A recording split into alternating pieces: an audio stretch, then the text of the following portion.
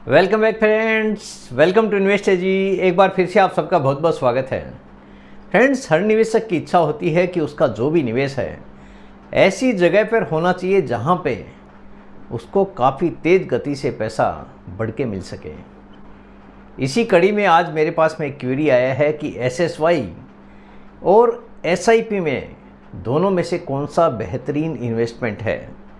तो आज इसी का एक कंप्लीट सॉल्यूशन मैं आपके साथ में शेयर करने वाला हूं, ताकि हर किसी निवेशक को पता चल सकेगा कि कौन सा निवेश किसके लिए ज़्यादा बेहतर है।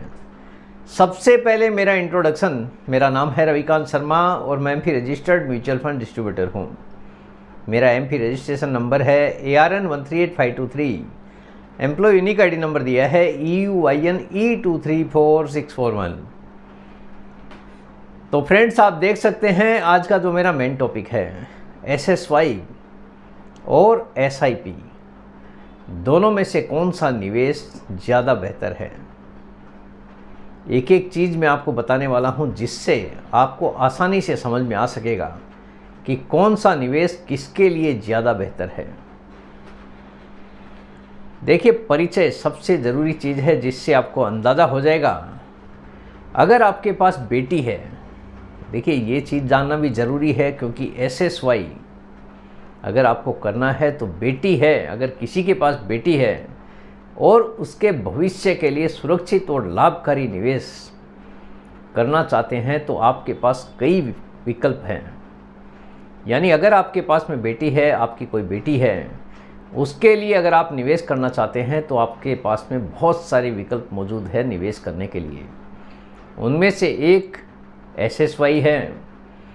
आज हम तुलना करेंगे सुकन्या समृद्धि योजना SSY और म्यूचुअल फंड SIP के बीच में, और जानेंगे किसमें निवेश करने से आपको ज़्यादा फायदा हो सकता है और किसमें जोखिम कम है और किसमें जोखिम ज़्यादा है, और जोखिम है तो किस प्रकार का जोखिम आपके लिए हो सकता है।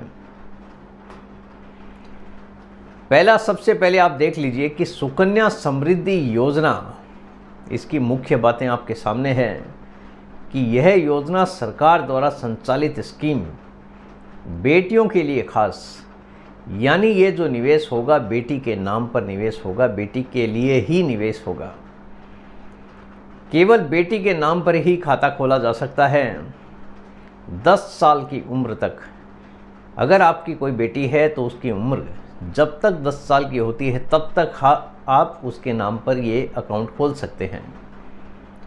यानी उसके बाद में SSY उसके लिए काम नहीं करेगा।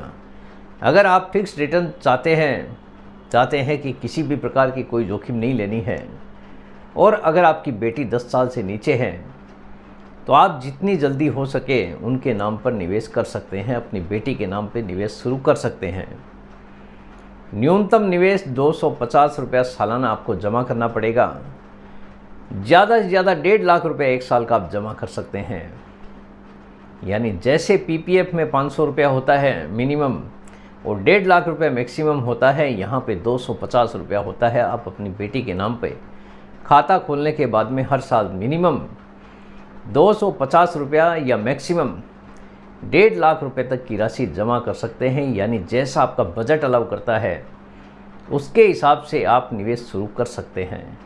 जितना ज़्यादा बीज बोएंगे फल उसी के हिसाब से मिलेगा। तो जो निवेश आपको करना है, आपको बच्ची के भविष्य के हिसाब से अमाउंट डिसाइड करना है कि आपका बजट कितना अलाउ कर रहा है।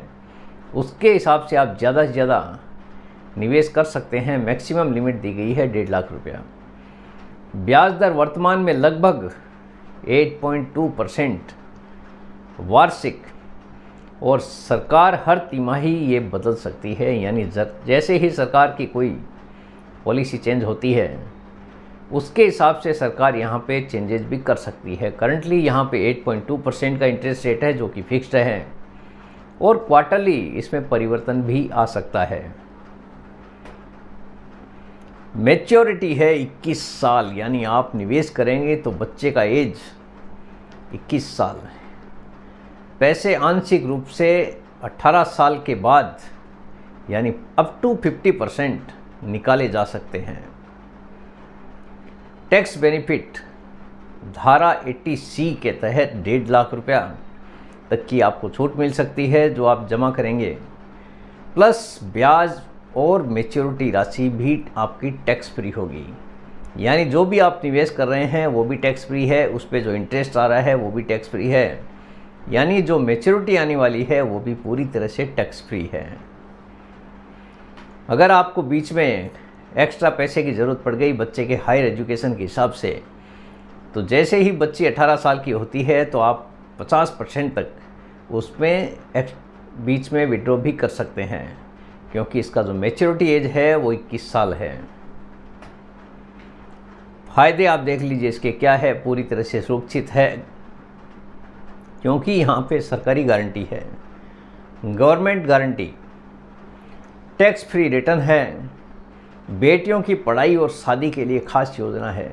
अगर आपको बच्ची को हायर एजुकेशन देना है और शादी के लिए अगर पैसा जमा करना है तो उनके लिए एक खास योजना ये चालू की गई है। इसके लिए सुकन्या समृद्धि योजना इसका पूरा नाम रखा गया है। नुकसान आप देखिए क्या है, लॉक इन पीरियड बहुत लंबा है, 21 साल, यानी कोई बच्चे के जन्म से ही अगर शुरू करता है तो 21 साल का इंतज़ार करना पड़ेगा आपको। तो 21 साल का लंबा पीरियड है, लेकिन पैसा भी बनता है लंबे टाइम के बाद ही। तो अगर आपका प्लानिंग केवल बच्ची के हिसाब से ही पैसा जमा करना है तो 21 साल मेरे हिसाब से कोई बहुत ज़्यादा नहीं है, लेकिन अगर टर्म देखोगे तो 21 साल इनिशियली ज़्यादा दिखता है। रिटर्न फिक्स्ड है, महंगाई से ज़्यादा नहीं बढ़ते हैं, यहाँ पे फिक्स्ड रिटर्न है, तो बाज़ार के हिसाब से पैसा बनता नहीं है। जो भी रिटर्न बनेगा 8.2% करंटली है, और बाज़ार चाहे कितना भी कम हो या ज़्यादा हो उसका इम्पैक्ट इस पर कुछ भी नहीं पड़ता है। यानी महंगाई को ये बात नहीं दे सकता है, सिर्फ बेटी के लिए है, बाकी उद्देश्यों के लिए ये निवेश नहीं है। इसीलिए नाम भी सुकन्या समृद्धि योजना ही है। दूसरा है म्यूचुअल फंड SIP, इसकी मुख्य बातें आप देख लीजिए।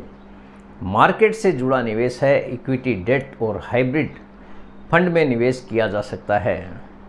इक्विटी यानी पूरी तरह से इक्विटी शेयर्स में इन्वेस्टमेंट होता है, डेट फंड में भी इन्वेस्टमेंट होता है, जैसे गवर्नमेंट बॉन्ड्स, गवर्नमेंट सिक्योरिटीज़ आदि में भी इन्वेस्टमेंट होता है। हाइब्रिड फंड में यानी इक्विटी और हाइब्रिड, इक्विटी और डेट दोनों का कॉम्बिनेशन हाइब्रिड फंड है, वहाँ पे भी इसका निवेश किया जा सकता है। SIP में हर महीने निश्चित रकम निवेश की जाती है। अगर आपने कोई SIP 500 रुपया, 1000 रुपया, 2000, 5000, 10,000 जैसा आपका बजट है उसके हिसाब से अगर आप शुरू करते हैं तो एक फ़िक्स अमाउंट आपका हर महीने आपको जमा करना पड़ेगा, लेकिन इसमें काफ़ी फ्लेक्सिबिलिटी है, आप जैसे चाहे उसको बंद भी कर सकते हैं। बीच में अगर एक्स्ट्रा पैसे की ज़रूरत पड़ गई तो भी आप निकाल सकते हैं, क्योंकि आपका ही पैसा है। लंबी अवधि में औसतन 10 से 15% वार्षिक रिटर्न इक्विटी फंड्स में बन सकता है बिना किसी गारंटी के, क्योंकि यहाँ पे कोई भी गारंटीड रिटर्न नहीं होता है, ये केवल एज्यूम्ड रिटर्न है, कोई तय लॉक इन नहीं है। एक्सेप्ट ELSS और रिटायरमेंट प्लान को छोड़ के कहीं पे भी कोई भी लॉक इन प्लान नहीं है। किसी भी लक्ष्य जैसे घर खरीदना हो, बच्चे का शादी करना हो या रिटायरमेंट के लिए बड़ा पैसा जमा करना हो, किसी भी प्रकार से इस पैसे को काम में लिया जा सकता है। फायदे आप देख लीजिए, महंगाई को मात देने की क्षमता है, क्योंकि यहाँ पे पैसा बनता है बाज़ार के हिसाब से ही, कोई गारंटीड रिटर्न नहीं है, लेकिन बाज़ार जिस हिसाब से परफॉर्म करेगा रिटर्न उसी के हिसाब से बनता है। आपकी स्कीम कौन सी है उसके ऊपर भी काफ़ी हद तक डिपेंड करता है। लक्ष्य के हिसाब से निवेश विकल्प चुन सकते हैं, जैसी आपकी जोखिम लेने की क्षमता है उसके हिसाब से, और आपका जो टारगेट है उसके हिसाब से आपकी स्कीम का चयन किया जा सकता है। लचीलापन है, कभी भी निवेश शुरू कर सकते हैं, बंद कर सकते हैं, जैसी आपकी ज़रूरत है उसके हिसाब से यहाँ पे परिवर्तन किया जा सकता है। नुकसान है, मार्केट जोखिम यहाँ पे है, कोई गारंटीड रिटर्न नहीं है। सही फंड चुनना ज़रूरी है, आपकी ज़रूरत के हिसाब से ही आपका निवेश होना चाहिए। शॉर्ट टर्म में उतार चढ़ाव संभव है। अगर आप लंबे समय के निवेशक हैं तो SIP आपके लिए एक बेहतरीन विकल्प साबित हो सकता है। तुलना तालिका आप देख लीजिए, विशेषता क्या है। सुरक्षा, सुकन्या समृद्धि योजना बहुत अधिक यानी सरकारी गारंटी है, तो पूरी तरह से पैसा आपका सुरक्षित है। यहाँ पे किसी भी प्रकार का कोई भी जोखिम नहीं है। म्यूचुअल फंड एसआईपी में मार्केट रिस्क मौजूद है।